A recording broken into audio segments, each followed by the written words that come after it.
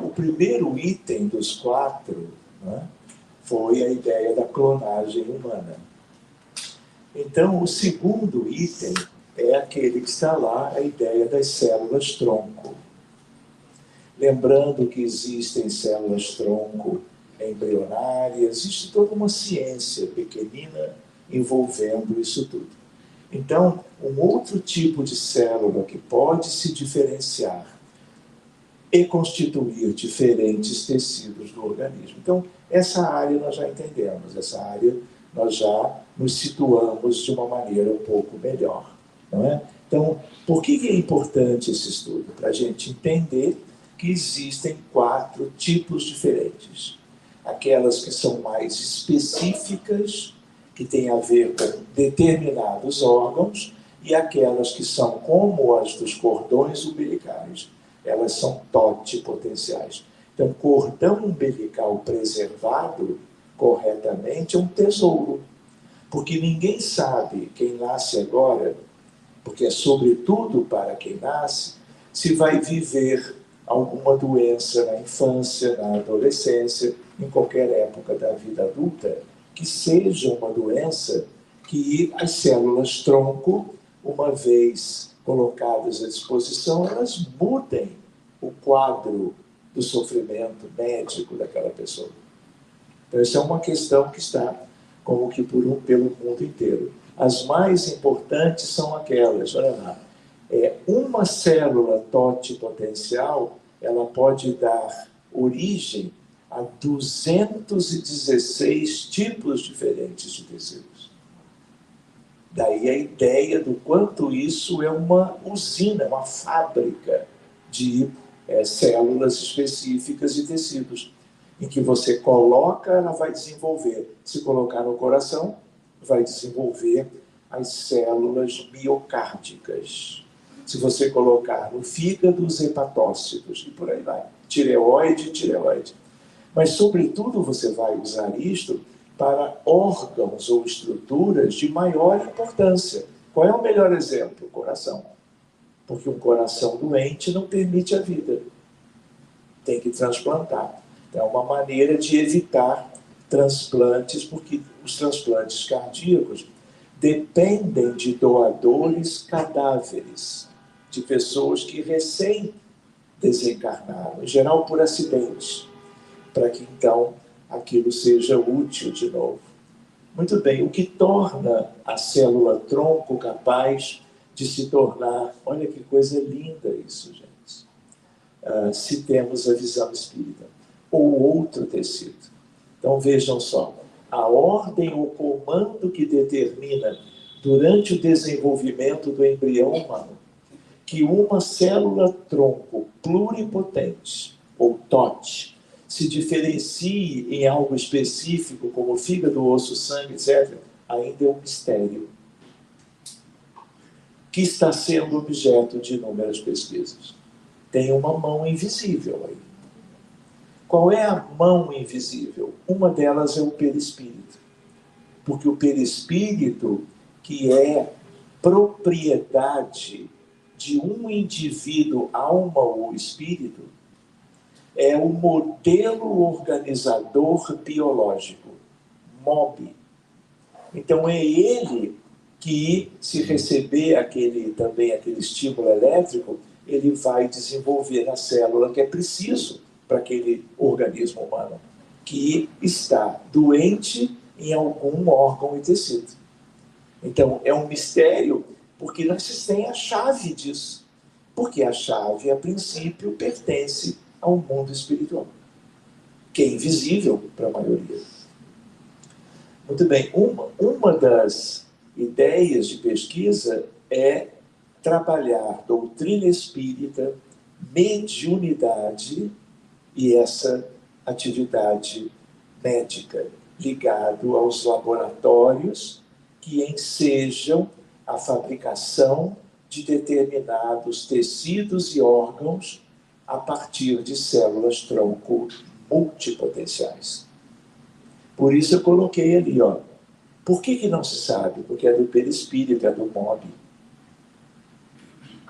Muito bem, a ideia do ser humano numa imagem conhecida, outra conhecida também, isso já foi demonstrado com células-tronco embrionárias, mas ainda não sabemos qual é o potencial das células-tronco de sangue de cordão, porque elas são adultas, têm de se diferenciar em vários tecidos. Esta é uma pesquisa em andamento. Sigamos adiante. Tem várias coisas que têm a ver. Olha o número de tecidos que podem se desenvolver a partir de uma célula-tronco embrionária. Grau de plasticidade, ou seja, tem uma pequena, que não é bem pequena, é só força de expressão, ciência no meio de uma ciênciazinha um pouco maior que trata de todos estes assuntos ao mesmo tempo. O que é o coração da esquerda? É um coração praticamente sem vida, por uma miocardiopatia dilatada. Pode ser alcoólica, pode ser doença de Chagas, pode ser idiopática, não se sabe a causa, mas o coração fica grande e a contratilidade fraca. Quanto mais fraqueza, mais prejudica a vida que está em curso, aos 20, aos 40, aos 80 anos. Pode ser uma pessoa que infartou 2 vezes, em 2 áreas diferentes, e um dos infartos, a consequência foi uma necrose miocárdica extensa. Quanto mais extensa é a necrose por um infarto mais extenso, maior a consequência, no sentido negativo, gerando insuficiência cardíaca. Não é? A doença cardiovascular é a que mais mata no planeta Terra. Então, isso tem uma importância enorme. A ideia de células-tronco pluripotentes que você coloca no coração, naqueles pontos que vocês estão vendo ali, inoculando no miocárdio células-tronco, e olha o resultado à direita. O que você está vendo? Aquela zona central é a zona mais diferenciada pelas células-tronco que foram colocadas. E aquela região lilás é a que tem maior contratilidade. Aquela vizinha, que é a azul escura, um pouco menos. A verde, um pouco menos. E a vermelha é igual àquela original, com o coração completamente deficiente. Então, esses doentes são acompanhados, isso tudo foi testado em animais, para exatamente poder ver o efeito benéfico das células-tronco. Então, a grosso modo, célula-tronco é para isso. Para tratar problemas médicos sérios, frequentes, e que comprometem a qualidade da vida da pessoa. Agora, outra questão aí, conhecemos os aspectos científicos e legais do processo? Devemos refletir sobre as implicações éticas e morais desses procedimentos? Cabe a nós, espíritas, trazer à luz esses conceitos para que as pessoas formem opinião sobre o assunto? Claro. Tudo que o espiritismo puder acrescentar para que a sociedade, a ciência, a medicina tenham a mais uma visão espiritual do problema, melhor. Conhecem o Vinícius? Embrião congelado por 8 anos. Foi colocado no útero e ele nasceu. Ele é paulista. Muito bem. Se fosse utilizada a chamada lei de biossegurança, ele teria sido descartado. É só um exemplo dentro desse leque de possibilidades. Todo cuidado na medida que você tem um embrião congelado. Mas, infelizmente, existem esses critérios para tentar que estes embriões, quando colocados no útero materno, eles gerem crianças normais. Então, há uma tendência a prazos. Só que, apesar dessas tendências serem da parte dos médicos, dos cientistas, tudo isso é falho, porque é humano. de gente cega, no sentido de que não enxerga o mundo espiritual. Então você vai ter acertos e muitos equívocos, com seus respectivos preços, do ponto de vista dos envolvidos. Claro que para tudo isso, a justiça humana e a justiça divina têm atenuantes e agravantes. E aqui quase tudo é atenuante, porque todos os envolvidos querem mesmo ajudar. Mas mesmo assim, a ciência tem que corresponder à realidade. Muito bem, congelamento de embriões em botijões de nitrogênio a quase menos 200 graus. Tudo isso também tem valor.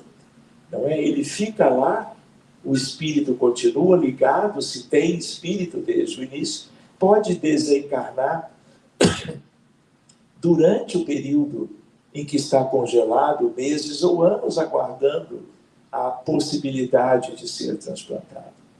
Pode haver uma desencarnação por planejamento, consentimento, atenuantes e agravantes de processos espirituais, para que as coisas sejam mais próprias do ponto de vista espiritual. Mas a medicina não conhece esse outro lado. Outra ideia, embriões, olha ali, ó. Lembra do que eu havia falado? Pergunta 136A do Livro dos Espíritos. A vida humana pode abrigar um corpo sem alma, mas a alma não pode habitar um corpo privado de vida orgânica, claro. Todo mundo entendeu a frase? Alguns há, efetivamente, a cujos corpos nunca nenhum espírito esteve destinado. Nada tinha que se efetuar para eles. Livro dos Espíritos. Só não sabemos o percentual. Eu imagino 3%. Mas em 97% tem espíritos. Então nós temos que nos guiar pela maioria. Nós não temos um detector, tem espírito ou não tem espírito. Não é? Ainda mais um sistema ligado a verificar isso. Quem trabalha com isso nem se preocupa se tem espírito ou não, porque não compreende a importância da vida espiritual ligada a um corpinho de um embrião congelado. Muito bem. Outra ideia curiosa é a ideia de que, vocês imaginem, 20 anos no laboratório ligado ou ligados a um embrião congelado. São 20 anos, o embriãozinho é muito pequenininho. Ele congela ou é congelado para não crescer, para não ter o desenvolvimento normal. Senão, daqui a pouco, logo vai ter que descartar, no máximo com 9 meses. Ou, sei lá, vai se fazer alguma coisa. Não tem transplante de criança quase nascendo. Vamos tirar, agora grandão, e vamos lá, tem que abrir a barriga, fazer o quê? Costurar a placenta? É complexo, isso não tem solução. Então aqui é a ideia de que não é qualquer espírito que vai viver atrelado a um corpo congelado de um embrião. Por 8 anos, como aquele menino, ou por 20, como tem casos por aí. Qual é a ideia? Não é um espírito, vamos dizer, livre de certas injunções kármicas. Em geral, o que são réprobos arrependidos? É um tipo de espírito que tem a ver com o nosso mundo. O que são réprobos? Oi? No idea, I'm sorry. Nunca ouvi essa palavra. Muito bem. Réprobos são criaturas maldosas, perversas, que praticaram muito mal. Mas, em algum momento no mundo espiritual, foram tocados por uma proposta de evolução. E que sempre envolve, esse é um outro estudo, uma outra questão, as 4 estações da alma. A primeira é o arrependimento, que tem a ver com aquilo. Depois virão a expiação e outras questões, 2025, 2044, para quem estiver encarnado, etc. Mas a ideia qual é? São espíritos muito comprometidos pelo mal que fizeram ao longo de milênios. Mas uma coisa boa lhes aconteceu e eles despertaram. Mas eles fizeram muitas coisas erradas.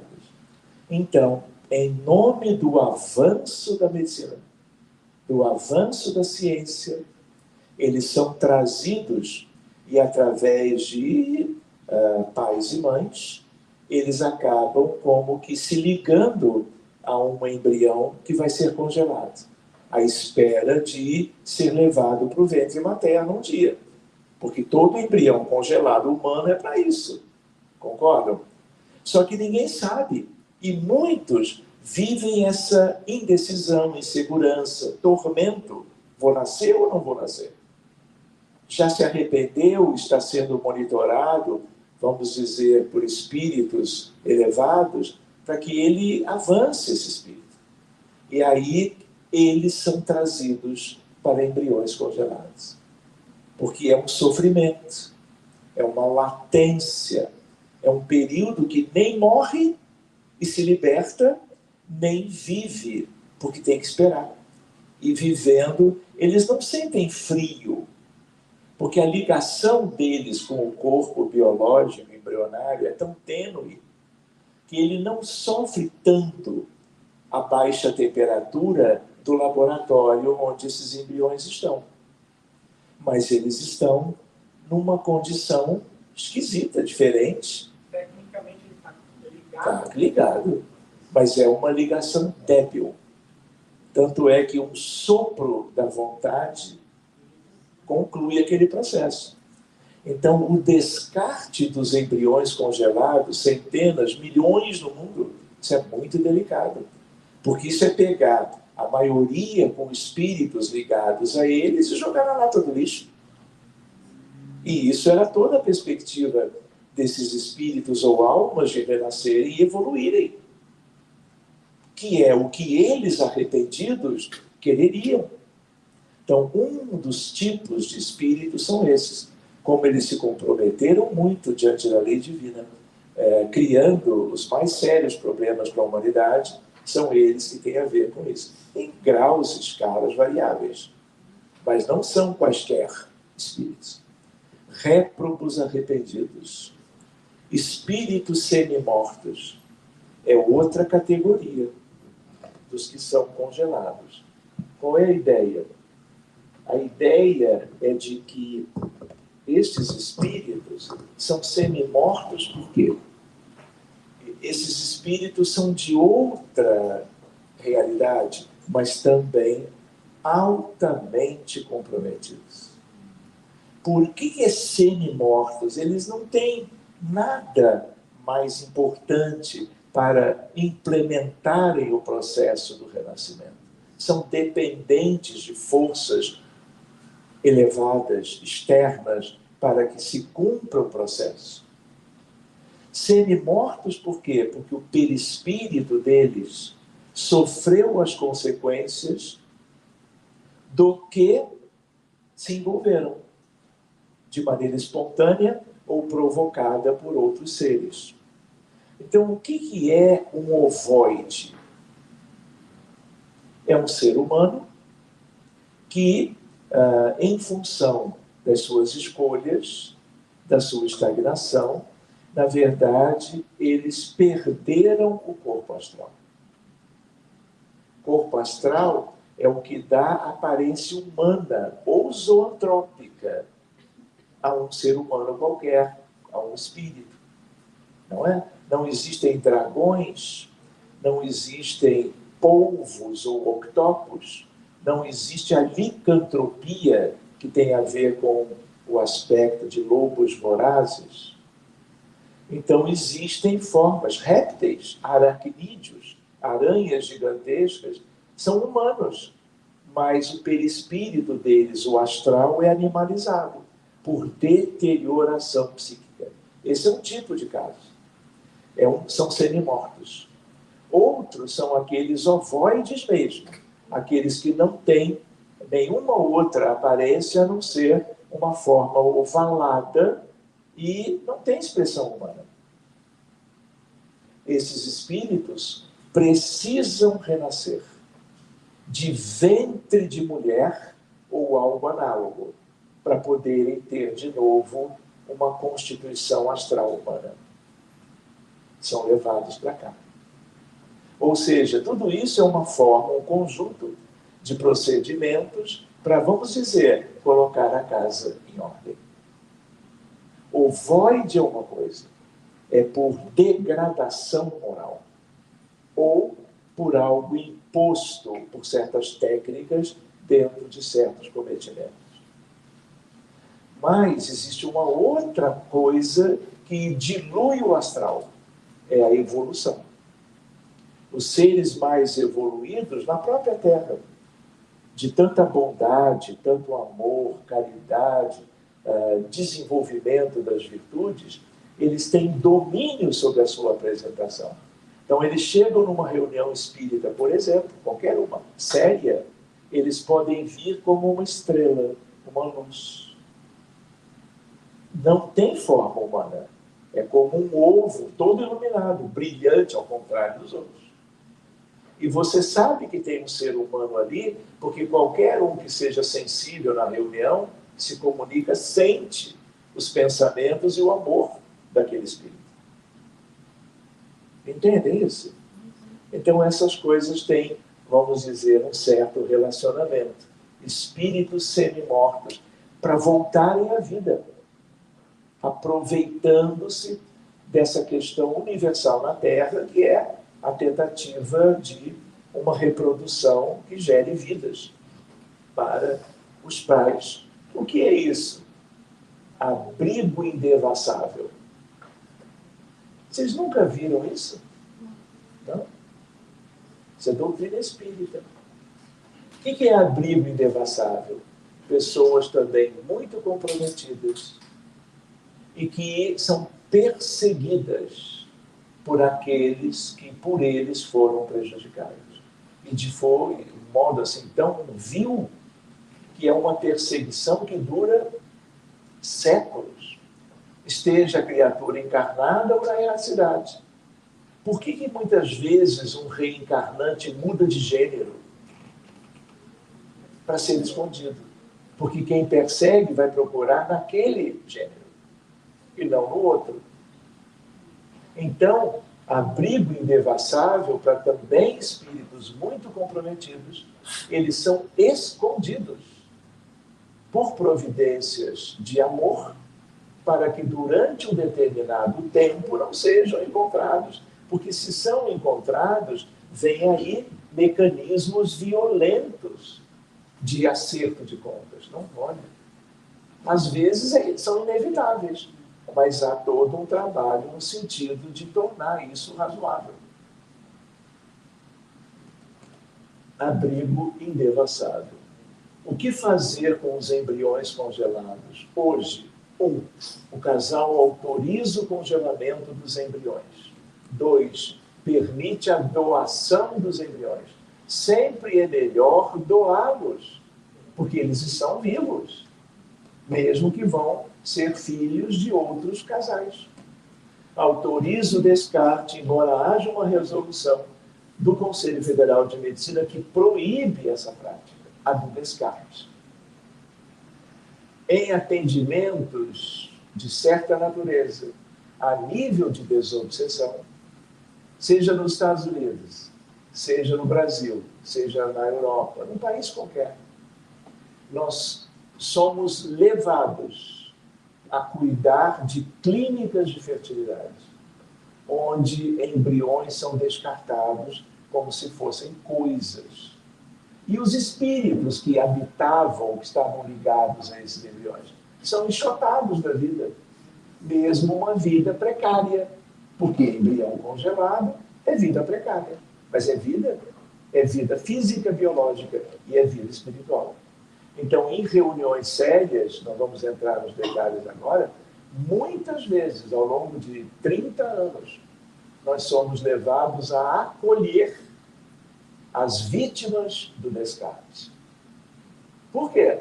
Porque eles descem, como descem os abortados por abortos induzidos, como descem aqueles que são suicidas, como descem as vítimas da Covid-19. Quantas reuniões em 3 anos e meio para acolher os que morreram exauridos nas terapias intensivas do mundo inteiro. Chegam no mundo espiritual uma molécula, vamos dizer, de uma maneira assim, exemplificando, né? De substância vital. E aí a ligação deles com médiuns trabalhadores é exatamente de dar a eles um aporte, que é uma ressurreição. Nos Estados Unidos, existem discussões sérias de elaboração de leis para ser considerado homicídio. Fala um pouquinho mais alto. Aqui nos Estados Unidos existem discussões sérias de elaboração de leis para ser considerado assassinato. Mas claro, tudo tem que ser melhorado. O que antes era uma terra sem lei, precisa ter leis, seja a terra que for, não é verdade? Pois bem, outra ideia, implicações éticas, outros aspectos, união da alma e do corpo, é definitiva a união do espírito com o corpo desde o momento da concepção? Durante a primeira fase, poderia o espírito renunciar a habitar o corpo que lhe está destinado? O que os espíritos responderam? É definitiva essa união, no sentido de que outro espírito não poderia substituir o que está designado para aquele corpo. Mas, como os laços que ao corpo o prendem são ainda muito tênues, facilmente se rompem. Por isso que tem aborto mental pela mãe. Aquele que eu tinha mencionado antes. Não é? Facilmente se rompem, podem romper-se por vontade do reencarnante e por uma ação ruim, negativa, de quem abriga aquele serzinho em formação. Em tal caso, porém, a criança não vinga. Então, meus amigos, tem muitas questões aí interessantes e fica o convite.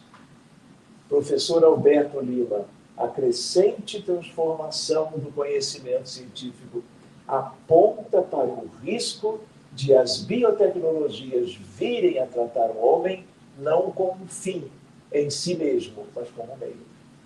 Delicados. Estamos diante de uma questão de princípios fundamentais, ou seja, devemos respeitar a vida humana em qualquer circunstância e condição. Todos os seres humanos devem ter os mesmos direitos. Se a vida humana começa no momento da fecundação, devemos respeitar o embrião sob qualquer condição. O resto é conversa fiada. Último tema. Transplante de órgãos. Certo, se vamos que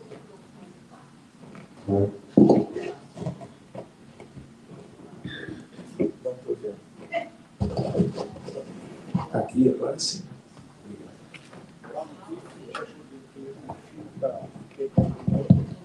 Valeu. Não estou rezando.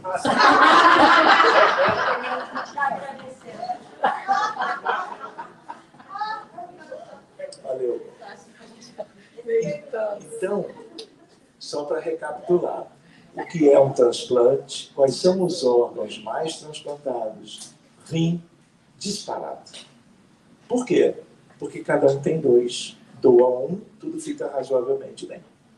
Medula óssea, córnea, muito comum para as pessoas cegas, por danos nas suas córneas. Transplante de coração, de fígado, de pele, de rosto. Então, a ideia qual é? Cirurgicamente sempre. Aqui um transplante de face, o primeiro do mundo, aos 10 anos atrás. Lembra disso? Daily Telegraph.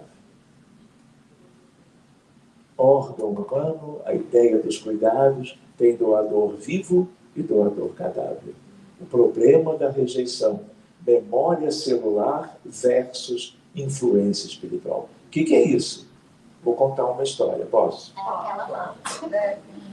Tratamento espiritual para receptores, doadores e órgãos. Isso é completamente novo como ideia. Por isso tem a ver com uma história. Uma vez eu fui a Cuba, Havana, para um talher, em cada uma das vezes, talher espírita de Cuba. Eu não sei se vocês sabem, qual é o país onde mais tem centros espíritas no mundo? Brasil. Qual é o segundo em número de grupos espíritas? Cuba. Antigamente se pensava que era Portugal. Portugal tem um movimento espírita original por portugueses muito expressivo. Centros espíritas em qualquer cidade de Portugal. Mas quando aconteceu o primeiro talher espírita de Cuba, foi feita uma estatística e o número é muito maior. Apesar de que eles em Cuba não tiveram logo acesso a Kardec, por causa do isolamento da ilha, por causa das coisas políticas, né? Que vocês conhecem muito bem a origem, né? E que infelizmente tem a ver com este país. Então, o que acontece? É uma história desconhecida. Por causa da ideia do isolamento de Cuba, a espiritualidade, sabendo da previsão por quanto tempo, eles compuseram uma família, que é a família Agramonte de Cuba, 3 filhos e um pai. A mãe eu não tenho o paradeiro dela. E aí eu me lembro que 2 eram médicos, eu conheci os 3, inclusive. Só não conheci o pai. E aí esse pai era um médium psicógrafo muito capaz. E como os livros espíritas kardecianos não chegavam a Cuba, porque não tinham acesso, nasce esse senhor e ele escreve tudo ou quase tudo que está na codificação. José Agramonte. Deve estar por aí. E aí o que acontece? Os espíritas foram acontecendo. E se difundiu o espiritismo. Sem Kardec no primeiro tempo. A partir do primeiro talher espírita, eu me lembro a minha mala, na época que levar malas para viajar, não era o problema que é hoje. Que tudo é medido, pesado, limite para isso ou para aquilo. Então, as minhas malas, numa certa época, quando eu ia para fora do Brasil, era tudo cheio de livro da FEB. Porque eu tinha acesso, como membro do Conselho Fiscal e Superior da FEB. Então, eu tinha acesso. Enchia de livros e ia levando. Eu me lembro, quando eu cheguei a primeira vez a Havana, abriram as minhas malas, como abriam de todo mundo. E aí viram tudo cheio de livros. Aí o técnico chama a diretora para olhar, olha isso aqui. Ela veio, mais ou menos simpática, folheou os livros, eu conversei com ela em espanhol, bonitinho. Ela falou, fecha e deixa ele passar. E eu entreguei esses livros no talher espírita, em que a FEB e o Conselho Federativo do Brasil estavam envolvidos. Nos tempos de Nestor Mazotti, como presidente da FEB. Eu acho. Eu podia perder aqueles livros e eles ficarem ali para serem, talvez, jogados fora. Mas deu muito certo. O que eu quis dizer é que eles também têm grupos espíritas com alguma mescla com a santeria, que é muito interessante, mas não são os mesmos postulados, tudo direitinho como o trabalho do codificador. Mas, enfim, Eles fazem lá o melhor que eles podem, e agora Kardec está lá, até porque a FEB doou daquele ano para frente livros e mais livros para Havana e Cuba. Mas por que eu lembrei disso? Primeiro, você disse que o Reverendo Gerson, você conheceu o São José de Jessica, e nos 60 anos, era fundado por Ele- Paulo, eles vinham aqui, ele era pequenininho, mas eles faziam Sim. questão de ir lá para marcar a importância. Quem ia aonde, por favor? É o Centro São José, Centro Espírita São José, de língua hispana. Eu frequentei esse centro. Então, ele foi o Eu passei anos frequentando esse Foi centro. 60 anos. Isso mesmo. Muito bem. Muito bem. Que bom que ele está aqui conosco hoje. É verdade, Muito bem. Muito bem, Vera. Então, o que eu queria lembrar? Durante o primeiro talher espírita, tinham brasileiros que moravam no Panamá, e nós nos reunimos à parte do Congresso, e dentre essas reuniões tinham médiuns. E aí tivemos momentos muito interessantes, inclusive com Fidel Castro, com a esposa de Fidel Castro. Enfim, lembranças para outro momento. E aí, a família Agramonte, um deles é cardiologista. E nós tivemos reuniões para tratar de temáticas espíritas com a medicina. E aí um cardiologista, filho daquele médium da família Agramonte, ele conta uma história, que é uma história em que um jovem teve um acidente de motocicleta, morreu, desencarnou, o coração dele foi transplantado para o tórax de uma pessoa que tinha necessidade, ciência cardíaca. E aí a cirurgia correu muito bem. No pós-operatório, todo dia tinha round. O que é round? É você, cirurgião, anestesista, pós-operatório, colegas da terapia intensiva, estarem discutindo o caso. Então, no dia seguinte, o doente ele estava já fora do respirador, ele estava medicado, estava lúcido, porque já se pôde retirar as drogas anestésicas, e durante o round com residentes, com todo mundo ali, eles estão conversando sobre a evolução do caso. Discussão à beira do leito. Isso existe no mundo inteiro, para os casos cirúrgicos e clínicos. E aí, quando eles estão conversando de manhã, o paciente, olhando aquilo tudo, ele de repente, engraçado, ele arregala os olhos e diz: ele está aqui e ele quer o coração dele. Como ele estava recém saindo da anestesia, não que ele fosse médium de vidência, seria muita coincidência, mas ele ainda tinha drogas anestésicas circulando aqui e mantendo ele algo desdobrado, com a chance de visualizar alguma coisa do outro lado. No que ele diz isso de olhos arregalados, ele faz uma arritmia letal. Como tinham vários colegas experientes, se tocou a todos os alarmes, é fácil de ver no monitor, pularam em cima para as manobras de reanimação cardiocirculatórias.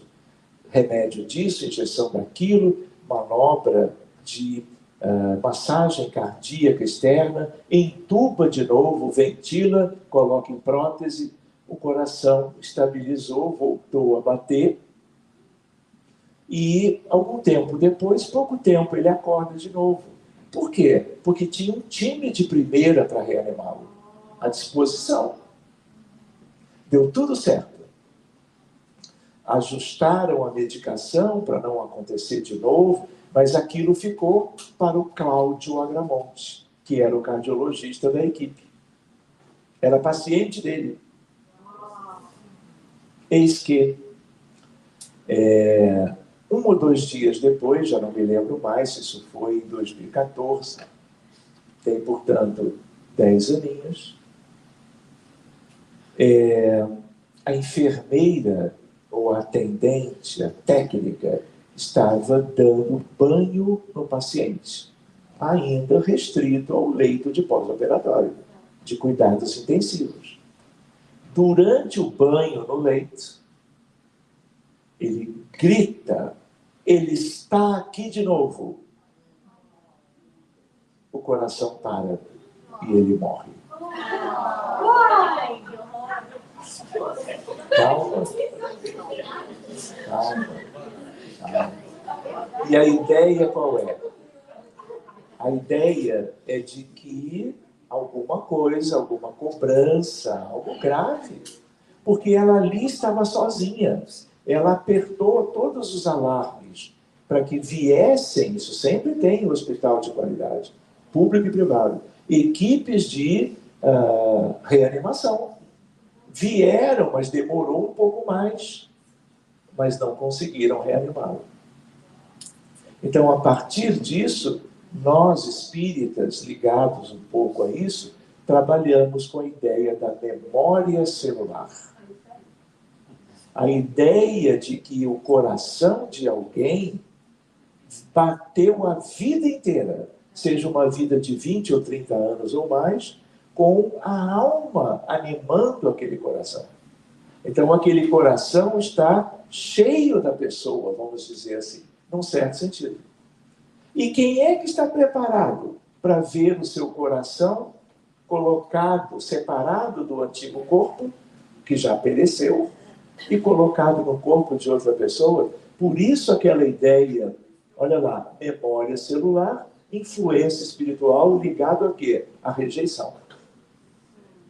E a outra questão, tratamento espiritual, tanto para receptores, doadores e os órgãos. O que é magnetismo?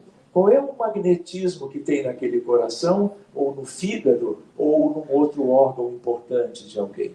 É o magnetismo, é a carga dos pensamentos e emoções vividas pelo seu dono, vamos chamar assim. Tem que mudar isso. Tem que se pensar que, além da coisa da biologia, existe o conteúdo espiritual para uma melhor preparação. Para quem recebe, para quem morre. Que história é essa? Morreu, ninguém faz nada? No centro espírita? Sabendo que o órgão, ou os órgãos, às vezes, desencarnam e meia dúzia de órgãos serão daquela mesma pessoa transportados para vários pacientes. A córnea, o pulmão e outros, e assim por diante. Então, isso tudo é uma ciência em que a ciência espírita tem que também aí se ligar à ciência médica. Do contrário, nós vamos ter que usar substâncias químicas contra a rejeição indefinidamente para todo mundo. Quando talvez nós possamos fazer um estudo em que uma metade vai usar substância, outra metade vai ser tratado na casa espírita, mesmo à distância. E vamos ver... Precisa usar o remédio para o resto da vida? Precisa. Para o resto da vida. Ad eternum, como a gente diz. Por causa da rejeição. Da rejeição. Córnea não precisa, mas coração nem se fala. Fígado nem se fala. Quando o fígado vem, claro, de outra pessoa. Muito bem. Um caso em Cuba é esse. Era só para não esquecer de contar algo ligado a isto. Outros casos ilustrativos, meia-noite não carece. Então, a pessoa não dorme. Essa é uma imagem que me impressionou muito. Se não me engano, aqui nos Estados Unidos. É uma moça jovem que nasceu, teve uma doença muito séria, congênita, crônica dos pulmões. E ela desenvolveu tudo de preocupante, de insuficiência respiratória, falta de ar, deficiência respiratória. Sofreu muito, até que conseguiu o transplante dos pulmões. E aqui vocês estão vendo a equipe médica no ambiente da terapia intensiva, ela bem acordadinha, e ela vai agora viver, na medida em que se retira as sondas e tubos do pulmão, que a mantinham respirando com os pulmões novos, e agora eles vão tirar o equipamento para ver como é que ela se comporta nesse aspecto. Eu acho que o vídeo ficou no computador, não veio para o drive. Então a imagem é muito bonita. É uma ideia... Deixa eu ver se ela vai funcionar. Creio que não. É uma pena, porque é um vídeo que mostra ela respirando pela primeira vez. Ela que, pela doença pulmonar congênita, nunca tinha tido pulmões razoavelmente normais. Então é uma imagem que impressiona muito quem trabalha na medicina envolvido com transplantes de órgãos. Então é isso, meus amigos, doador e receptor unidos por um ato de amor. E por isso nós vamos, então, concluindo essas reflexões sobre esses 4 temas. Alguma pergunta? Eu vi um caso. A dona está chegando aí. Rottweiler está. Hoje, as pessoas que não fizeram. A gente vai começar o Paulo, que tinha perguntado. Tem alguma mãozinha de pé de quem não perguntou? A Vivi, a Gigiane. Só 3 perguntas. Certo? Agora, Vivi.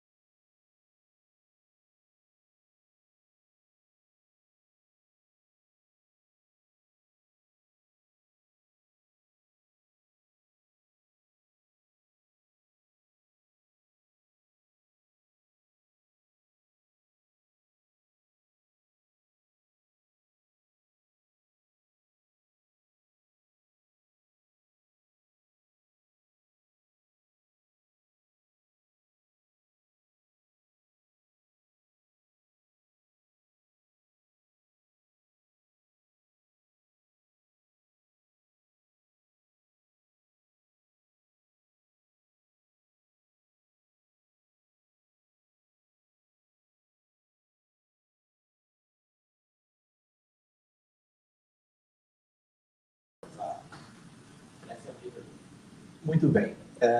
Tem várias questões aí, não é? Mas a escolha de como e a quem ajudar é algo que depende da nossa visão de mundo, depende da nossa visão da realidade. Mas os espíritas, mas todos, na verdade, deveriam, independente de terem uma crença ou outra qualquer, ou não terem crença alguma, Porque esse sentimento de ajuda ao próximo, de caridade, fraternidade, aspectos de solidariedade, né? Você tem inúmeras possibilidades. Por quê? Porque é um mundo doente, é um mundo de padecimentos, de transtornos, sofrimentos por toda parte. Né? De tal maneira que existem sofrimentos de pessoas que estão próximas, que você, com mais facilidade, pode interagir e ajudar. Às vezes, você escutar alguém numa praça, porque estão sentados no mesmo banco, ou no mesmo banco do metrô, e alguém começa a falar, fala alguma coisa de si, quando você vê, a pessoa está desabafando, está falando de algo, querendo dividir o seu sofrimento com alguém. Então, é verdade que uma boa parte é completamente indiferente, insensível ao que os outros estejam vivenciando. Isso é fundamental, isso tem que mudar. Então, se você escuta alguém, você pode estar salvando uma vida, porque ela poderia cometer suicídio no dia seguinte. E, sem querer, entre aspas, é alguém que, se ouvisse as queixas, as preocupações, o sofrimento, a pessoa pode até do lado ouvir tudo, abraçar, dizer, olha, procure uma pessoa na área da medicina, procure alguém com quem você possa conversar melhor, alguém na área da psicologia, procure um amigo, uma amiga que você confie, entende? Então, tem muitas questões, porque são muitos diferentes dramas da humanidade, pessoais e coletivos.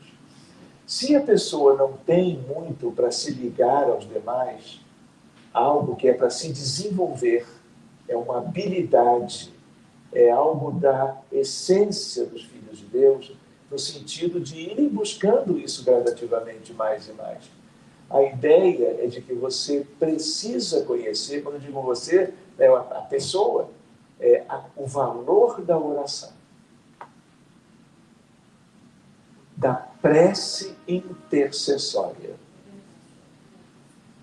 Seja por pessoas conhecidas, seja por pessoas que você nunca viu nem vai ver, mas que você sabe que está sofrendo na faixa de Gaza, na Cisjordânia, na Ucrânia invadida pelo Kremlin, no Sudão, a miséria, a fome na África, os problemas das comunidades pobres do Brasil, do México, da Colômbia, da Venezuela.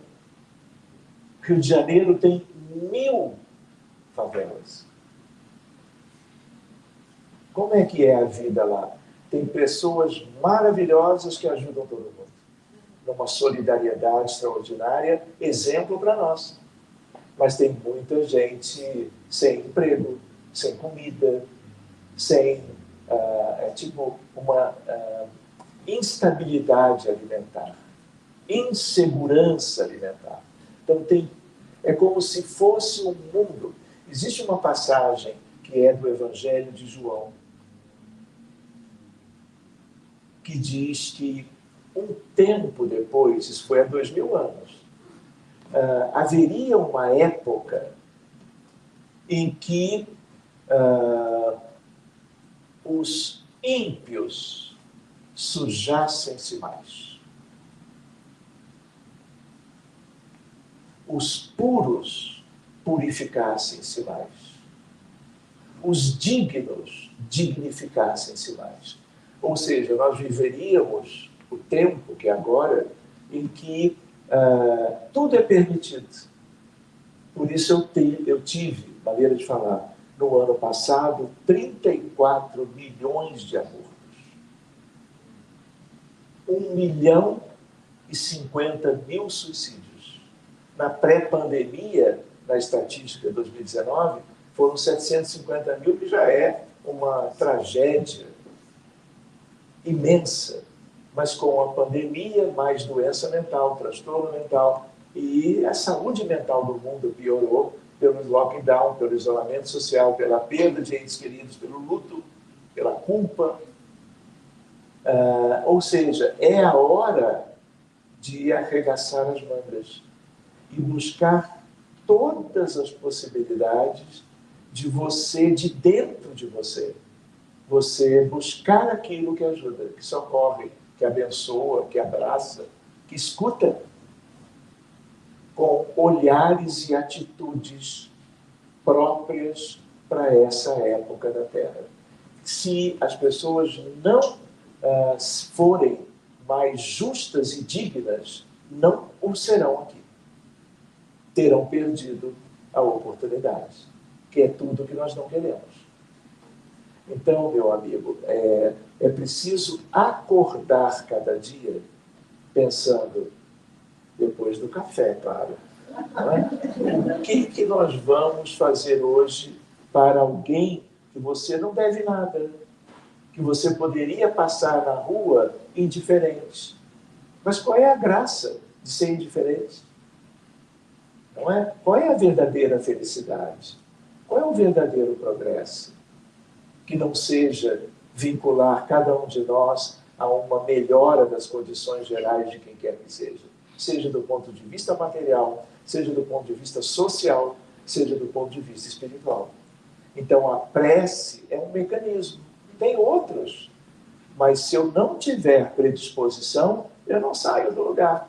É uma vida, é outra vida, o tempo passa e as consequências não são boas.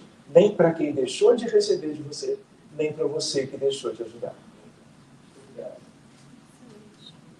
Vivi? Viviane? Oi, tudo bom?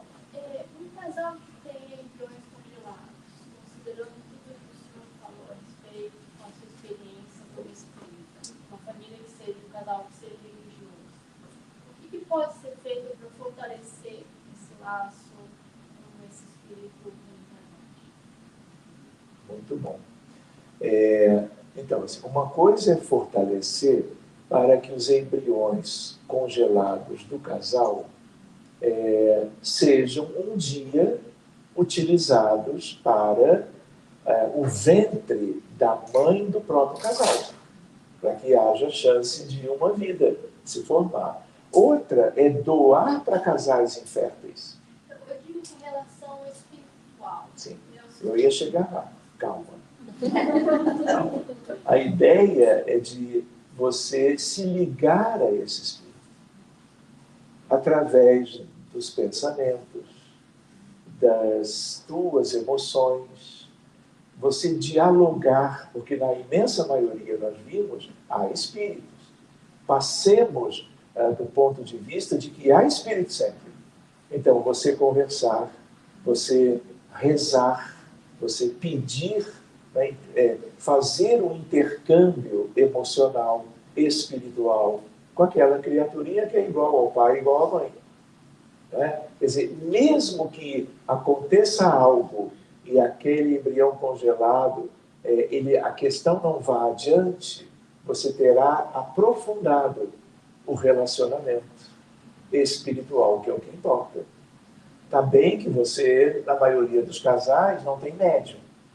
Aí você não vai ter uma experiência mais formal. Mas vai que tem um médium que possa receber aquele espírito e de vez em quando conversar. Como é que você está se sentindo? Mãe, vai dar tudo certo. Sabe lá o que ele tem para nos dizer. Então, a prece, a espiritualização dessa família, da união entre os protagonistas, isso é possível. Antes do Espiritismo, não era, nem se cogitava nisso. Então, muito amor, desde logo. Não tem que esperar carregar no colinho depois de nascer. Dá para começar antes. Isso traz um bem para a mãe, um bem para o bebê, um bem para o pai e para quem mais.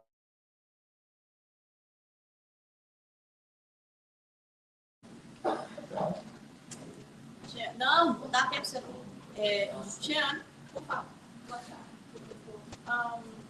E falando de doação de órgãos, né, a gente falou muito que as doenças são efeitos, que a causa está muito anterior, instaurada no perispírito, né, e ainda não detectado. No caso da doação, às vezes, como que o senhor vê um órgão, principalmente os principais, né, ligados aos chakras mais importantes, assim, talvez já comprometidos nesse nível perispiritual, assim, a pessoa que recebe, como o senhor vê isso? E também a questão da rejeição de alguém que deste órgão que talvez pode estar saudável, mas que é uma pessoa, por exemplo, que tem questões a serem resolvidas a nível espiritual, que estão instauradas envolvidas nesses chakras também principais, né? Às vezes ódio, às vezes mágoas. Isso também poderia, como o senhor vê isso em relação à rejeição desse órgão também, recebido? Não entendi nada. Você falou muita coisa, só queria entender melhor qual é a questão. Eu entendi. Então, assim, isso tem a ver com quase tudo que se falou aqui hoje e ontem. Né? A ideia qual é? Buscarmos sempre melhor. Tem corpo, tem biologia, tem célula, tem órgão, tem sofrimento. O que se pode fazer para melhorar isso? Quanto aos que têm as doenças, quanto aos que morreram e vão oferecer sem terem sido questionados. Mas, claro, hoje em dia se trabalha com autorização prévia. Sou ou não sou doador de órgãos. Então, tudo isso é importante. Agora, como medicina é sempre assim, cada caso é um caso. Depende do órgão, depende da visão do paciente, da visão dos terapeutas, da visão da família. Tudo que você puder iluminar pelo conhecimento espiritual, você jamais vai se arrepender. Você só se arrepende se você não fizer. E aquilo eventualmente não der tão certo como os interessados gostariam. Então, enfim, a ideia outra é a casa espírita podendo cuidar de pessoas gravemente doentes, que estão em filas de transplantes. São pessoas muito sofridas, seja de coração, de fígado, de pulmões. Então, qual é a ideia? Acolhimento de todo tipo e da melhor qualidade em cada um dos tipos. Porque isso é um crescimento do mundo. Tudo que você aperfeiçoa em questões de transplantes e outras questões médicas é progresso para o mundo. O que você faz para aquela moça dos pulmões, aquilo repercute no hospital inteiro. Então, é buscar coisas boas, alternativas de doação que concorram para a felicidade dos envolvidos. E, às vezes, quando você faz isso, mesmo quando a coisa não dá certa, as pessoas reagem melhor. Elas ficam tristes porque o processo não foi exitoso. Mas é diferente de quando tudo isso é tratado de maneira fria, sem sentimentalidade, sem amorosidade. Essa medicina vai acabar. Nós temos que trazer a outra. Doutora, eu acho que como ela é só falando dela, ela disse, por exemplo, se o doador fosse uma pessoa muito rancorosa, eu acho que foi isso que ela quis perguntar. Ele era uma pessoa muito rancorosa, tinha muita raiva. Na hora do transplantado, se o transplantado vai sentir, porque aquele órgão se encheu daquele sentimento no perispírito, porque ele não é um órgão fixo, mas ele vai manter um perispírito, que vai, acredito eu, que vai se unir ou se fundir com um novo receptor. Então, porque aquele órgão, ele tem um perispírito dele. Na hora que ele se funde com aquele do receptor que está recebendo, eu acho que foi isso que ela quis saber. Aquele rancor, aquele ódio que estava naquele perispírito daquele órgão, eu recebendo, eu sentirei isso?